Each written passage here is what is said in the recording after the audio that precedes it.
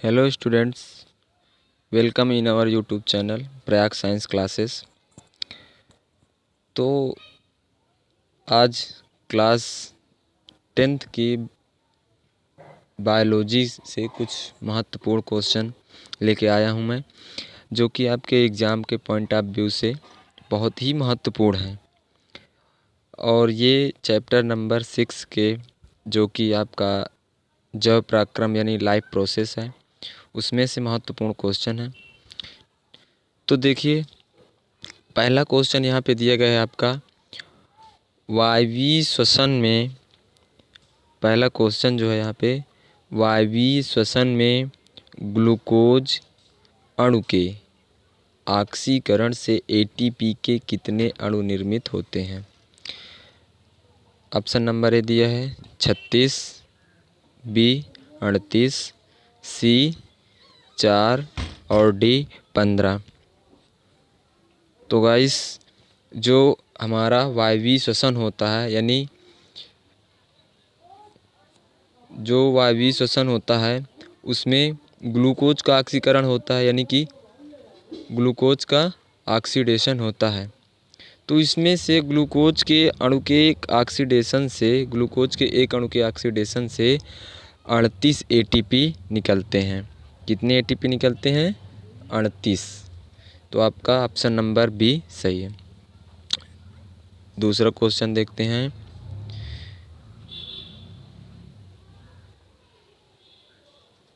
पौधों में वायवीय श्वसन के अंतिम उत्पाद हैं। ठीक है, देखिए, पौधों में वायवीय श्वसन के अंतिम उत्पाद हैं।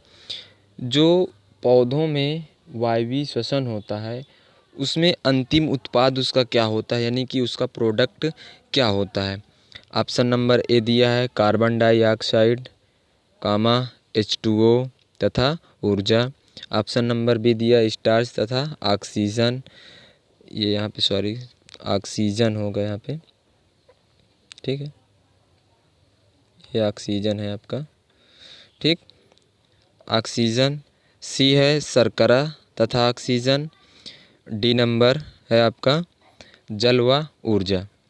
तो जो पौधों में वायवीय श्वसन होता है, इसका जो अंतिम उत्पाद बनता है वो होता है हमारा कार्बन डाइऑक्साइड।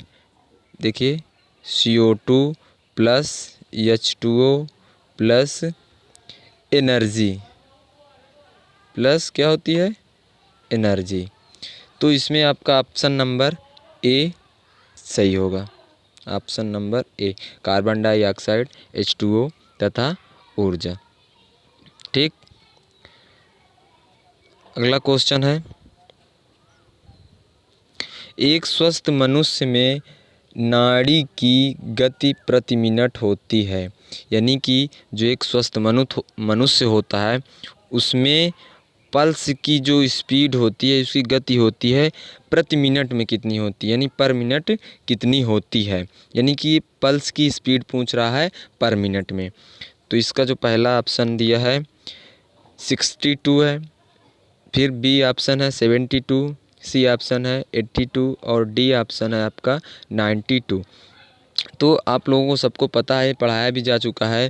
जो मान लीजिए हेल्दी कोई ह्यूमन होगा तो उसका जो हार्ट होता है वो पर मिनट में 72 यानी 72 से 75 पर मिनट बीट करता है। तो जो पल्स होती है इसी हार्ट के अकॉर्डिंग ही ये भी बीट करती है। तो जितना आपका हार्ट होगा उतना ही पल्स भी होगा, यानी कि इसका बी ऑप्शन सही होगा 72। बी ऑप्शन इसका सही होगा 72। अब अगला क्वेश्चन है, मानव हृदय में कच्छकों की संख्या होती है। यहाँ पे क्या होगा? मानव हृदय के कच्छकों की संख्या पूछा जा रहा है। ठीक है, कच्छकों की संख्या पूछा जा रहा है, यानी कि यह आप कच्छा कह सकते हैं, या आप जो मानव का हार्ट होता है उसमें चैम्बर की संख्या पूछा जा रहा है कि मानव हार्ट में कितने चैम्बर होते हैं। तो ये मैंने आपको पढ़ा दिया है कि मानव के हार्ट में कितने चैम्बर होते हैं, यानी कि 2 आलिंद होते हैं और 2 निलय होते हैं। ठीक है, तो टोटल कितने होते हैं चैम्बर? 4। मानव का हार्ट जो होता है 4 चैम्बर का होता है। ठीक, अब अगला क्वेश्चन देखते हैं। दाएं निलय से अशुद्ध रुधिर आता है, यानी कि जो ह्यूमन हार्ट होता है उसमें जो दायां निलय होता है यानी कि राइट वेंट्रिकल जो होता है उसमें से शुद्ध जो अशुद्ध रुधिर होता है, ठीक है, जो अशुद्ध रुधिर होता है वो कहाँ पे आता है? डीऑक्सीजनेटेड ब्लड जो होता है उसी को क्या बोलते हैं? डीऑक्सीजनेटेड ब्लड भी बोलते हैं अशुद्ध रुधिर को। तो वो कहाँ पे आता है? दाएं निलय से। देखिए मैंने आपको पढ़ाया है कि जो ह्यूमन हार्ट होता है, अभी भी बताया मैंने, 4 चैम्बर होते हैं। ये यहाँ पे मैंने डायग्राम बना के आपको पूरा समझाया, यहाँ पे समझिए थोड़ा से कि ये देखिए ये दो दो जो ऊपर वाले क्या हिस्सा होंगे, ये दोनों क्या होंगे? आलिंद होंगे, दोनों आलिंद होंगे। अब जो राइट साइड है वो राइट आलिंद होगा, जो लेफ़्ट साइड है वो लेफ़्ट होगा, यानी कि ये लेफ़्ट होगा और आपका ये क्या होगा? राइट होगा। ये फिर नीचे क्या होंगे? आपके निलय होंगे, दोनों क्या होंगे? नीचे निलय होंगे। जो राइट साइड होगा वो राइट वेंट्रिकल यानी कि दायां निलय, जो बाई तरफ होगा वो बायां निलय होगा। तो मान लीजिए ये आपका राइट है, राइट वेंट्रिकल, और ये लेफ्ट वेंट्रिकल। तो आपका क्वेश्चन पूछा जाए दायां निलय से अशुद्ध रुधिर आता है। देखिए ये दायां निलय यहाँ पे होगा, ये दायां है, राइट वेंट्रिकल है, तो यहाँ से रुधिर जाता है आपका फेफड़े में, यानी कि लंग्स में। यहाँ पे आपका रुधिर जाता है, सीधा यहाँ से होकर के लंग्स में जाता है।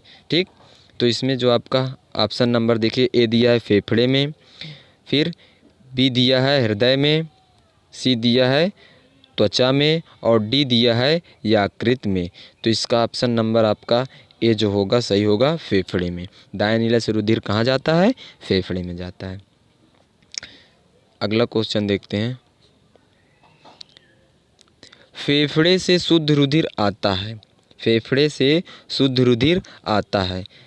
तो देखिए इसमें क्वेश्चन है फेफड़े से शुद्ध रुधिर आता है। मैंने अभी आपको बताया कि जो हमारा ये हार्ट होता है ये 4 चैम्बर्ड होता है, इस तरह से 4 चैम्बर्ड होता है।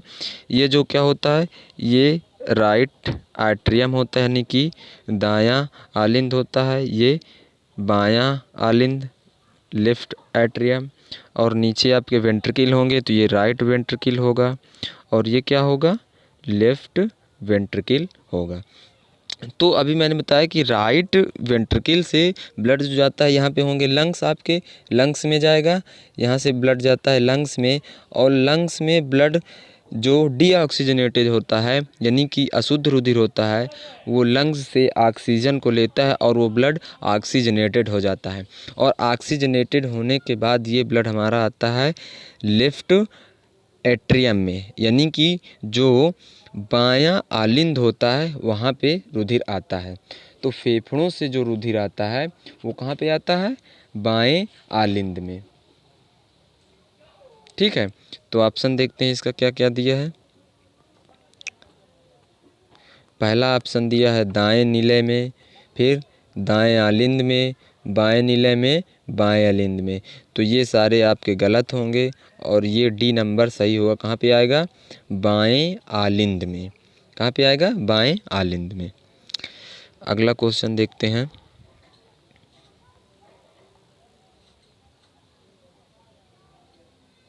अगला क्वेश्चन है आपका, निम्नलिखित में से किसके द्वारा रुधिर मापा जाता है? निम्नलिखित में से किसके द्वारा रुधिर मापा जाता है? निम्नलिखित में से किसके द्वारा रुधिर मापा जाता है? तो पहला ऑप्शन इसका थर्मामीटर, फिर B option galvanometer, C option sphygmomanometer, और डी ऑप्शन इसका है इनमें से कोई नहीं। तो जो देखिए थर्मामीटर होता है इससे बॉडी का टेम्परेचर मापा जाता है। ठीक है, बॉडी का टेम्परेचर मापा जाता है। और बी ऑप्शन गैल्वेनोमीटर, ये आप देखेंगे इसमें से ये फिजिक्स में आता है, आप पढ़े होंगे, तो ये उसका है, इसमें ये भी नहीं, रुधिर दाब इसमें से भी नहीं मापा जाता। जो आपका सी ऑप्शन है स्फैग्मोमीटर, स्फैग्मोमैनोमीटर से रुधिर दाब मापा जाता है, यानी कि जो ब्लड प्रेशर होता है उससे मापने वाला जो यंत्र होता है उसे हम कहते हैं स्फिग्मोमैनोमीटर। ठीक, तो इसका सी नंबर आपका सही होगा। अगला क्वेश्चन है, प्रकाश संश्लेषण क्रिया में ऑक्सीजन गैस निकलती है।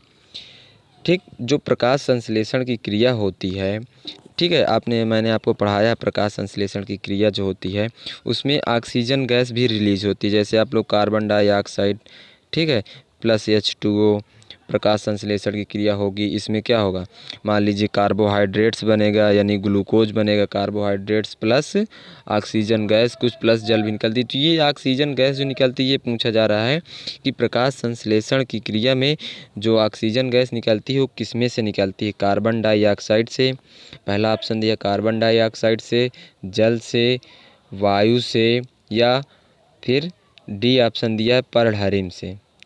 तो आपको बताना है कि किस में से ये निकलती है। तो देखिए, जो ऑक्सीजन गैस होती है वो हमारी निकलती है जल से। किस में से निकलती है, जल से। तो इसका जो ऑप्शन होगा वो बी नंबर सही होगा। अगला क्वेश्चन देखते हैं। अगला क्वेश्चन आपका दिया है, पादपों में वायु प्रदूषण कम करने वाली प्रक्रिया है। यानी कि जो पेड़ पौधे होते हैं, प्लांट्स होते हैं, उनमें वायु प्रदूषण यानी कि एयर पॉल्यूशन जो होता है कम करने वाली क्रिया कौन सी होती है, श्वसन या प्रकाश संश्लेषण, वाष्पोत्सर्जन यानी कि वाष्प उत्सर्जन, या प्रोटीन संश्लेषण। देखिए, श्वसन ये पौधों में नहीं है। ऊर्जा प्रदूषण कम करने के लिए जो इसका ऑप्शन नंबर है वो है प्रकाश संश्लेषण। प्रकाश संश्लेषण से ही पादपों में वायु प्रदूषण कम होती है। अगला क्वेश्चन देखते हैं, पत्तियों में बने हुए खाद्य पदार्थों का स्थानांतरण होता है। यानी कि जो पेड़ पौधों की पत्तियां होती हैं उनमें जो प्रकाश संश्लेषण के द्वारा खाद्य पदार्थ बनते हैं उनका स्थानांतरण किसके द्वारा होता है। यानी कि मान लीजिए कोई एक पत्ती है, अब मान लीजिए इसमें प्रकाश संश्लेषण की क्रिया होगी, प्रकाश संश्लेषण की क्रिया में कार्बोहाइड्रेट्स का निर्माण होगा, ठीक है। तो ये जो कार्बोहाइड्रेट्स है इसे पूरे पौधे के बॉडी में जो स्थानांतरण, इसका ट्रांसपोर्टेशन किया जाता है वो किसके द्वारा होता है, खाद्य पदार्थों का। तो आपको मैंने बताया है कि जो पेड़ पौधे होते हैं उनमें जो परिवहन होता है वो होता है वास्कुलर बंडल द्वारा। और वास्कुलर बंडल में इसमें देखेंगे आप लोग पाए जाएंगे एक जाइलम और एक फ्लोएम होता है। तो मैंने बताया था कि जो जाइलम होता है ये किसका परिवहन करता है, जल का, यानी कि H2O का। और जो फ्लोएम होता है ये जो परिवहन करता है, ट्रांसपोर्टेशन करता है, ये करता है हमारे खाद्य पदार्थ यानी कि फूड का। यानी कि जाइलम जल, फ्लोएम फूड। दोनों का अक्षर देखिए, जाइलम है यानी कि जल से कुछ मैच कर रहा है, जाइलम यानी कि जल, और फ्लोएम यानी फ्लोएम से फूड का। तो इस तरह से आप इसे याद कर सकते हैं। तो स्टूडेंट, ये कुछ क्वेश्चन थे आपके जो एग्ज़ाम के पॉइंट से बहुत ही महत्वपूर्ण थे, ठीक है। और इस वीडियो के माध्यम से मैं आप लोगों को एक जानकारी देना चाहता हूं कि कल इसी समय, ठीक है, इसी समय पर आपके एग्ज़ाम को लेकर कुछ ख़ास बातें मैं आपको बताने वाला हूं। तो प्लीज़ इस वीडियो को पूरा देखें और अच्छा लगे तो शेयर करें। थैंक यू, धन्यवाद।